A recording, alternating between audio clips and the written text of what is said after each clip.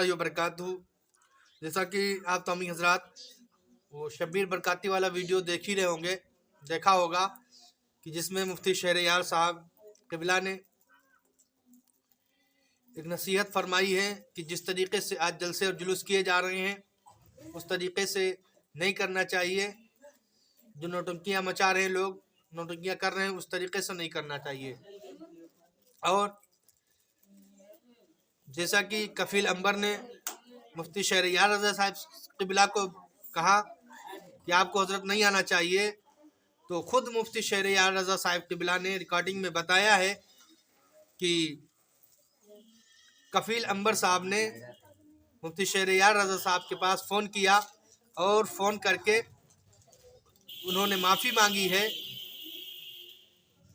और आपने फरमाया कि मैंने उनको हदीस रसूल सल्लल्लाहु अलैहि वसल्लम के मुताबिक कर दिया। सुभान अल्लाह, अल्हम्दुलिल्लाह। यही एक आलिम का जो किरदार होना चाहिए, यही एक आलिम की फ़िक्र होना चाहिए कि वो हदीस मुस्तफ़ा सल्लल्लाहु अलैहि वसल्लम पर गमज़न हो और जो हक़ पर हुआ करता है इंशाअल्लाह ताला वो हर हाल में शरीयत का लिहाज रखता है। आइए अब मुफ्ती शहरयार रज़ा साहब क़िबला की जो रिकॉर्डिंग आई है वो आप समाअत फरमाएं। बिस्मिल्लाहिर्रहमानिर्रहीम नहमदुहु व नुसल्ली व नुसल्लिमु अला रसूलिहिल करीम। काबिल सद एहतराम मशाइख़ अहले सुन्नत, उलमाए अहले सुन्नत व जुमला अवाम अहले सुन्नत, अस्सलामु अलैकुम व रहमतुल्लाहि तआला व बरकातुहू। फ़कीर मोहम्मद शहरयार रज़ा क़ादरी, तमाम उलमा, मशाइख़, जुमला अइम्मा मसाजिद और हर तबके से ताल्लुक़ रखने वाले तमाम सुन्नी भाइयों का शुक्रगुज़ार है जिन्होंने इहक़ाक़ हक़ और इब्ताल बातिल की तायीद की और हौसला अफ़ज़ाई की। फ़कीर किसी से ज़ाती बुग़्ज़ व अनात की बिना पर कुछ अपनी तकरीर में नहीं कहता है, बल्कि मेरी हज़ारों तकरीरों में जो इस्लाही मज़ामीन, साइंसी मज़ामीन होते हैं उसके ज़रिए मैं आवाम को बदअमली से रोकने की एक छोटी सी कोशिश करता हूँ। तंबीहन कभी जुमले सख्त हो जाते हैं और अपने अजीज़ों को, नौ उम्र फ़ारिग़ीन को भी हिदायत देते हुए कभी कभी मैं इस्लाह की बातें करता हूँ और अपने बड़े लोगों को भी अदब के दायरे में रहकर जो भी बातें कह सकता हूँ वो मैं कहता रहता हूँ। ये सारे लोग जो मेरी तकरीर सुनते हैं उसको मालूम है। अभी चंद दिन पहले जो कुछ हुआ, मैंने सिर्फ दीनी इजलास के तक़द्दुस को बहाल करने के लिए और जलसा जो एक वाहिद प्लेटफॉर्म है दीन का पैगाम आवाम तक पहुँचाने के लिए, जो बुजुर्गान दीन की एक मजबूत विरासत और रिवायत है, उसको हमारे चंद नाखानदा या कम खानदा नात खानों की वजह से जो थोड़ी परेशानियां स्टेज को लाहिक हैं उसके बारे में भी गाहे बगाहे मैं बोलता रहता हूँ। नात खानी की हद तक रहे, आवाम भी कायदे से संजीदा मजाज होकर अपने रहनुमा और अपने शोरा को सुने। तो उसी सिलसिले में एक नाखुशगवार वाक़या हुआ कि मैंने अपने इन अजीज़ों को डांटा कि बिल्कुल ये अंदाज़े नात खानी दुरुस्त नहीं है, किसी भी तरह मजहबी स्टेज के लायक ये नहीं है। तो उन्हें कबूल कर लेना चाहिए था, लेकिन उन्होंने ज़बान दराज़ी की और तमाम उलमा अहले सुन्नत को बुरा लगा। वो तो कहिए कि हुज़ूर अल्लामा तौसीफ़ रज़ा ख़ामद ज़िल्लुहुल आली आला हज़रत रज़ियल्लाहु अन्हु की करामत बनकर बर वक्त स्टेज पर आए। उन्होंने आवाम से अपील की कि मौलाना शहरयार साहब जो कुछ कह रहे हैं वो सच कह रहे हैं, उनकी तकरीर होगी।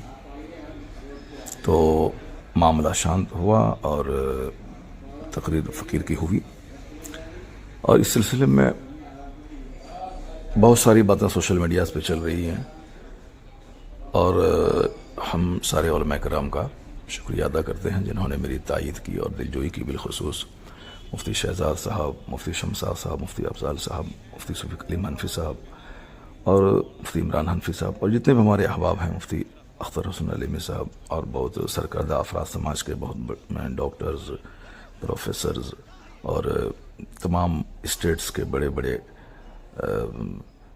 لوگوں نے فون کر کے تائیدی جملے کہا. میں سب کا شکریہ ادا کرتا ہوں. چونکہ بہت سارے لوگ جلسے سے بالکل کٹ رہے تھے، آ ہی نہیں رہے تھے سننے کے لیے.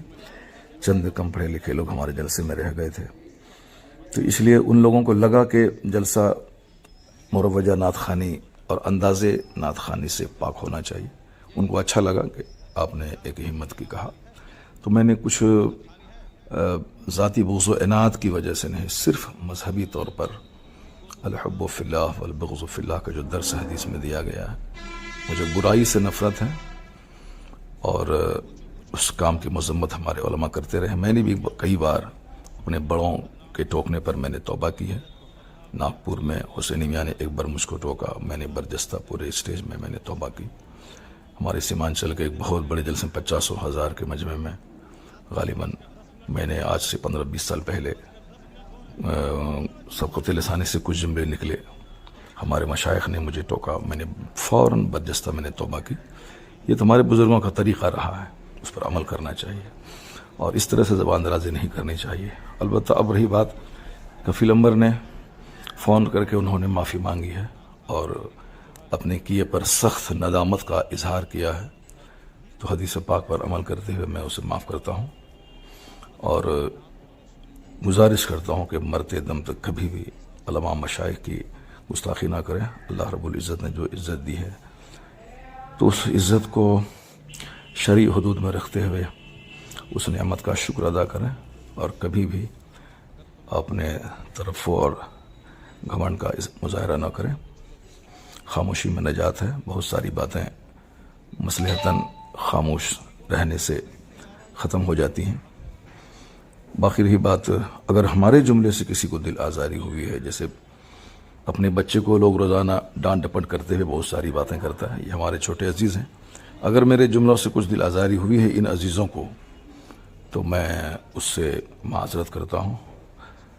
اللہ تبارک و تعالی ہم تمام سنی علماء، ہم تمام سنیوں کو راہ حق پر چلنے کی توفیق عطا فرمائے. باقی جلسہ کرانے والے سارے عوام سے میں گزارش کرتا ہوں کہ جلسہ کرتے ہوئے اپنے علاقے کے ذمہ دار علماء سے رابطہ کریں اور بالکل کم خرچ، صاف و شفاف جلسہ، تاکہ لوگ جلسوں سے لوگوں کو نفرت نہ ہو، اور جلسہ روز ہو تو 2-3 گھنٹے کے جلسے میں شرکت کرنے میں لوگوں کو بوجھ نہ ہو. اس طرح کا جلسہ کریں، نام و نمود کی خاطر نہیں، صرف سنیت اور مسلک اہل سنت کا پیغام عام کرنے کی خاطر کریں. اور ابھی اس سلسلے میں میٹنگ ہوئی ہمارے دیار میں اور تمام علماء کرام نے بیٹھ کر جو باتیں کی، جلسوں کو صاف و شفاف کرنے کے سلسلے میں جو تجاویز پاس ہوئی، ان سب باتوں کی میں تائید کرتا ہوں. اور میں اپنے علماء سے گزارش کرتا ہوں کہ وہ اپنے جلسوں کے لیے خود آگے بڑھ کر عوام کو سمجھائیں کہ اس مقاصد جلسہ کیا ہے. صرف جلسے کو مشاعرہ نہ بنوایا جائے، بلکہ قرآن خوانی اور قرآن پاک کی تلاوت اور تقاریر پہ زور دیا جائے. ابھی بے پناہ اصلاح کی ضرورت ہے سماج کو، اور جو ہمارے نوجوان نعت خوانی کی تائید میں، مروجہ نعت خوانی کی تائید میں اپنے علماء سے لڑنے جھگڑنے کی بات کرتے ہیں، اسے بھی ان حرکتوں سے توبہ کرنی چاہیے. عالموں کی تعظیم بہت ضروری ہے اور مجلس میں جو بھی بات ہو جائے شرعی طور پر اس کو حل کرنا چاہیے، نہ کہ اس معاملے کو اپنے ہاتھ میں لے کر لڑائی جھگڑے کا ماحول پیدا کرنا چاہیے. علماء کرام اگر کسی بات کی گرفت کرتے ہیں تو عوام کو غور سے سننا چاہیے، نہ کہ اس کو عام لوگوں کی طرح لڑائی جھگڑے کا رنگ دینا چاہیے. میں ان سارے نوجوانوں سے گزارش کرتا ہوں جنہوں نے جلسے کو دوسرا رنگ دینے کی کوشش کی. خبردار کبھی بھی اپنے علماء کی عزت سے کھلواڑ نہ کریں. علماء کی عزت کریں اور ان کی باتوں کو غور سے سنیں. اگر وہ کسی خطا پہ غلطی پہ گرفت کرے تو اس گرفت کو تسلیم کریں. اگر گرفت کرنے والے سے کوئی خطا ہوتی ہے تو وہ بھی علماء کرام کی تنبیہات سے آزاد نہیں ہے. اپنے بڑوں کا ہمیشہ ادب اور احترام کرنا چاہیے. اگر کوئی گرفت کرے تو اس کی اصلاح کو قبول کرنا چاہیے. تو میری طرف سے بھی اگر کوئی دل آزار جملے نکلے ہیں آج بھی ہوں یا کبھی بھی ہوں، میں ان تمام دل آزار جملوں سے رجوع کرتا ہوں، توبہ کرتا ہوں. اللہ تعالیٰ مجھے ہمیشہ حق بولنے، حق سننے، حق پر عمل کرنے کی توفیق عطا فرمائے. نقیب اہل سنت جو انبر صاحب ہیں، انہوں نے بھی مفتی شیر رضا صاحب قبلہ سے معافی مانگی. یہ آپ نے خود بتایا اور یہ بھی بتایا کہ عالموں کا کردار کیا ہونا چاہیے، کس طریقے سے عالموں کو کام کرنا چاہیے اور کون کام نہیں کرنا چاہیے. بہرکیف ہم اور آپ کو چاہیے کہ سنت رسول صلی اللہ علیہ وسلم پر عمل کرتے رہیں اور فرائض کی پابندی کرتے رہیں. آج کے لیے اتنا ہی. اب ملتے ہیں اگلے ویڈیو میں. السلام علیکم ورحمۃ اللہ وبرکاتہ.